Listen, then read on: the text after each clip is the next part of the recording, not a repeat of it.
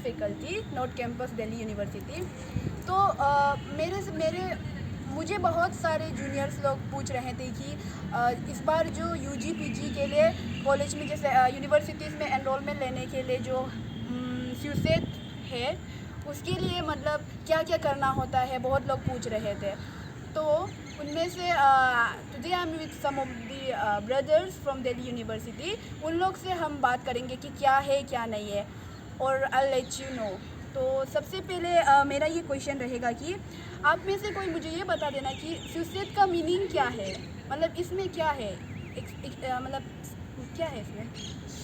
जो सीयूसीट है हाँ मोस्टली क्या है, ये combined central university combined entrance test. हाँ इसके अंतर्गत पहले क्या होता था कि जो अदर्स और जो यूनिवर्सिटी, मानिए आप सेंट्रल यूनिवर्सिटी बनारस की है और ये दिल्ली यूनिवर्सिटी है, जेएनयू है, या फिर आपके यहाँ मणिपुर में कोई यूनिवर्सिटी हो या कहीं भी हो, इसके इनके जो एग्ज़ाम एंट्रेंस का जो क्या बोल रहे हैं, एंट्रेंस का जो पेपर तो मेरा पहला सवाल ये रहेगा कि आप मुझे ज़रा बता दीजिए कि ये CUET क्या होता है। सो CUET जो इसका फुल फॉर्म है कि कॉमन यूनिवर्सिटी एंट्रेंस टेस्ट। पहले क्या होता था कि अंडर ग्रेजुएट कोर्सेज़ के लिए और पोस्ट ग्रेजुएट कोर्सेज़ के लिए स्टूडेंट को अलग अलग यूनिवर्सिटी में फिर फॉर्म फिलअप करना पड़ता था। तो इस बार पहली बार ऐसा UGC ने एक्सपेरिमेंट किया है कि सारे कॉलेजेस को, ऑलमोस्ट 40 कॉलेजेस को, इसमें कुछ स्टेट यूनिवर्सिटीज़ भी हैं, कुछ सेंट्रल यूनिवर्सिटी भी हैं और कुछ प्राइवेट यूनिवर्सिटी हैं, उनको ऑल टुगेदर एक प्लेटफॉर्म पे लाया है और कॉमन यूनिवर्सिटी एंट्रेंस टेस्ट के माध्यम से इस बार उन लोगों का एनरोलमेंट होगा। तो इसमें ये है कि मल्टीपल कोर्सेज़ जो अलग अलग यूनिवर्सिटी है उसके लिए अलग फॉर्म नहीं भरना पड़ेगा। जो एक हडल होता था अलग अलग टाइमिंग में, वो एक साथ सबको एक प्लेटफॉर्म पे मिल रहा है। तो ये फुल फॉर्म। अच्छा, और तो मतलब मुझे लगता है कि ये बहुत अच्छा मतलब नया आया है ना, मतलब CUET बहुत अच्छा चीज़ है। तो मेरा नेक्स्ट सवाल ये रहेगा कि आप थोड़ा मतलब अभी तो लास्ट डेट तो ऑलमोस्ट हो गया, बस तो आप मुझे बस ये बता दीजिए कि उसके बाद जो स्ट्रेटेजी से प्रोसेस जो है ना, मतलब क्या क्या करना है वो बता दीजिए मेरे जो सब्सक्राइबर्स हैं उन लोगों को। तो हाँ, प्रोबेबली कल लास्ट डेट है, तो जो ऑलरेडी फॉर्म भर चुके हैं उसके लिए तो अब प्रिपरेशन के फेज़ में जाना चाहिए उन्हें। लेकिन जो अभी बचे हैं और वीडियो देख रहे हैं, उनको लग रहा है कि हम अभी फॉर्म नहीं भरे हैं और भरना चाहिए, तो tomorrow is the last date. तो एज सुन एज जितना जल्दी फिलअप कर देंगे तो आपके लिए ठीक रहेगा। नाउ जो फॉर्म भर चुके हैं, ऑलरेडी जो सिलेबस है वो प्रेस्क्राइब बताया गया है कि आपको NCERT का ही आएगा, 12th लेवल का NCERT है और कुछ एक जनरल एबिलिटी टेस्ट करके है। तो आप उस पर फोकस होकर उनको पढ़िए और once you clear the exam फिर आपको आपके जितने मेरिट बनेंगे उसके हिसाब से अकॉर्डिंगली आपको कोर्सेज चॉइस करने को मिलेंगे रिस्पेक्टिव यूनिवर्सिटीज़ में।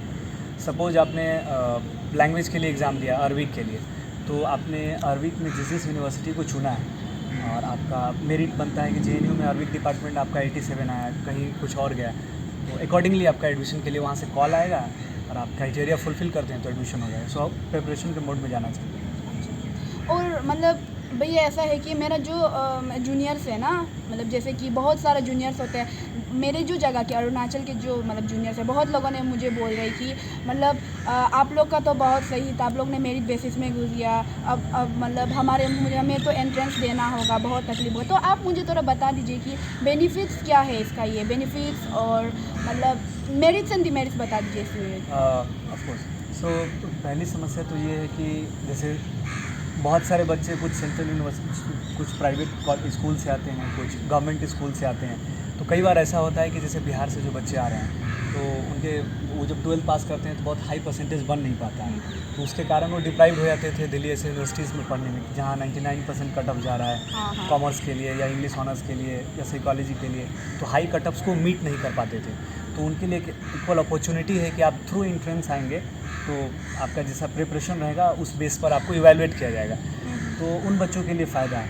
थोड़ा सा नुकसान ये हो सकता है कि बहुत सारा गवर्नमेंट स्कूल में अभी भी इंग्लिश का उतना इंपॉर्टेंस नहीं है, और जैसा कि UGC ने जो सिलेबस प्रेस्क्राइब किया है वो NCERT का है, तो बहुत कम समय में पूरे NCERT सिलेबस को पढ़ना माने ये डिमेरिट्स है कि सारे बच्चे तो पढ़ नहीं पाएंगे, NCERT के लेवल से तैयारी नहीं कर पाएंगे। लेकिन साइमल्टेनियसली जो CBSE स्कूल से हैं वो ऑलरेडी ऑलरेडी जो है NCERT बुक्स पढ़ते हैं तो उनको लाभ मिलेगा।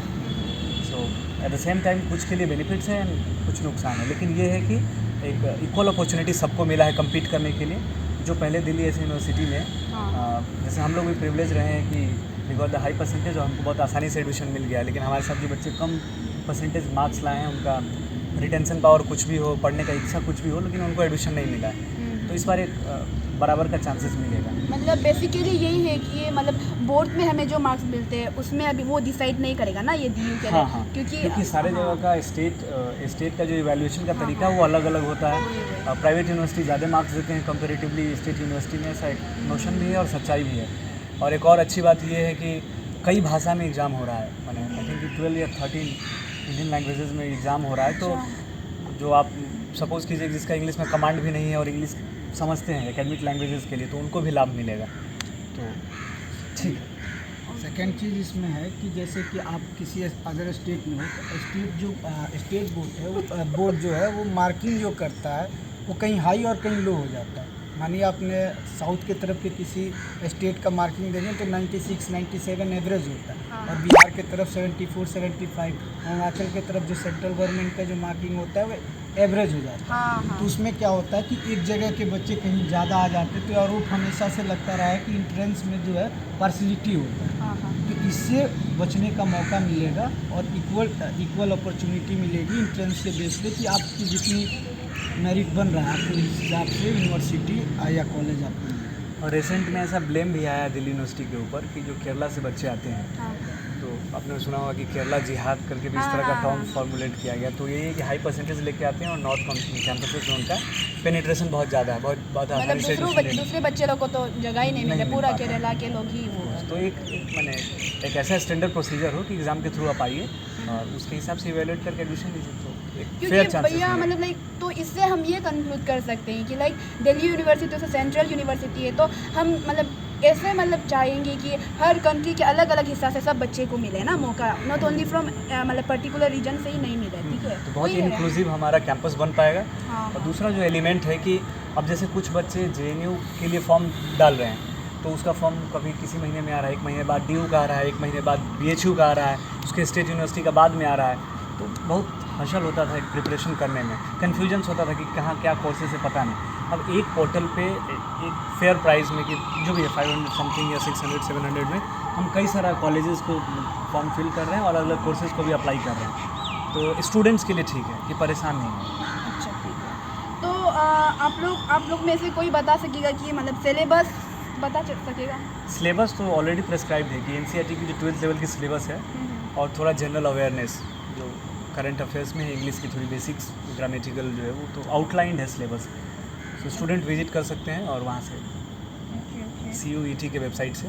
तब तो मेरा मतलब मेरी आखिरी क्वेश्चन यही रहेगा कि आप लोग कुछ क्या प्रिपरेशन स्ट्रेटेजीज कुछ सजेस्ट करना चाहेगा, या ऐसा कुछ है क्या कि CUET के लिए कोचिंग वगैरह लेना, ऐसा कुछ है क्या?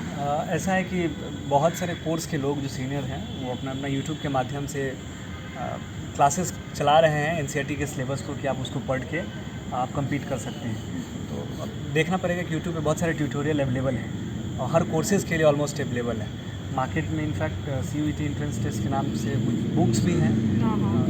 आई एम श्योर नहीं कि ओरियन पब्लिकेशन है किसका, लेकिन हमें देखना चाहिए, वरना NCERT सिलेबस जो 12th में पढ़े हैं उसको पढ़ना चाहिए। अच्छा, तो 12th का ही आएगा? हाँ, 12th लेवल तक। और ये जो एग्ज़ाम है अभी ये नया है, तो इसकी जो क्वेश्चन के लेवल होंगे क्या होंगे अभी किसी को नहीं, मिड एंड अटेम्प्ट है, पहली बार हो रहा है। सिलेबस हमें पता है, तो उस सिलेबस के अकॉर्डिंग हमें पढ़ना।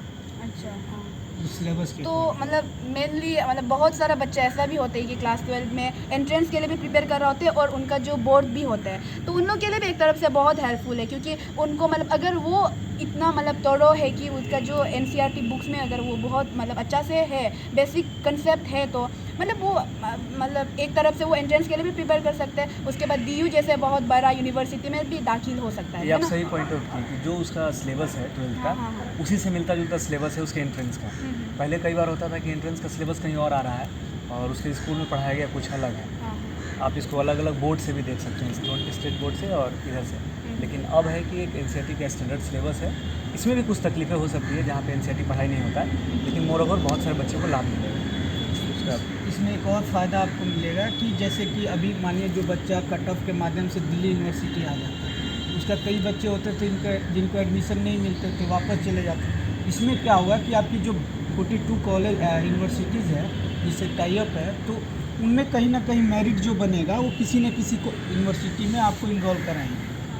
तो आपको भाग दौड़ करने की या अलग एक प्रेशर झेलने की ज़रूरत नहीं पड़ेगी। अच्छा हाँ, तो वही है, मतलब आशा करते हैं कि बहुत सारे इस बार जो सीयूएट के थ्रू से बहुत सारे मतलब लाइक देश के अलग अलग हिस्सा से डीयू में हमें मतलब कल्चरल डाइवर्सिटी देखने को मिलेगा, है ना, अलग अलग जगह से लोग आएंगे। तो hoping to see you soon. और बहुत लोगों को मतलब आप लोग भी नॉर्थ कैंपस आर्ट फैकल्टी में घूमने आना। नॉर्थ कैंपस मतलब ऐसा भी नहीं है कि नॉर्थ कैंपस में ही अच्छा कॉलेजेस है, साउथ में भी बहुत अच्छा कॉलेजेस है, और ऑलमोस्ट मतलब दिल्ली यूनिवर्सिटी में सभी कॉलेज बहुत अच्छा है। वही है कि डिपार्टमेंट में होते हैं, मतलब कोई होता है कि कुछ डिपार्टमेंट में बहुत अच्छा होता है उसका रैंकिंग जो, और कोई होता है मतलब डिपार्टमेंट के बेसिस में होते हैं ना, कोई ऐसा तो नहीं कि बहुत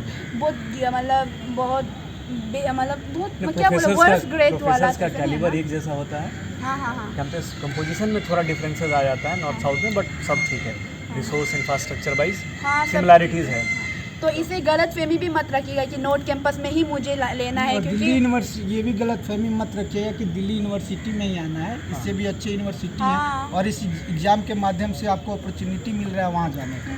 तो दिल्ली यूनिवर्सिटी ही नहीं, हो सकता है बनारस हिंदू यूनिवर्सिटी आप चले जाएं, हैदराबाद JNU चले जाएं, हैदराबाद चले जाएं, वर्धा यूनिवर्सिटी चले जाएं, तो अपॉर्चुनिटी मिल रहा है अदर यूनिवर्सिटी भी जा करके आपको पढ़ने का और सीखने के लिए।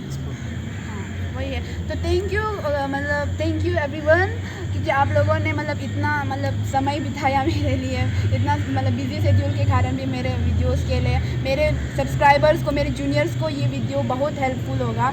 और या thank you so much guys. I hope कि ये वीडियो आप लोगों के लिए बहुत हेल्पफुल रहा होगा, और अगर कुछ और क्वेरीज है तो आप सब ज़रूर कमेंट डाउन करना कि क्या क्या क्वेरीज है, मैं ज़रूर आंसर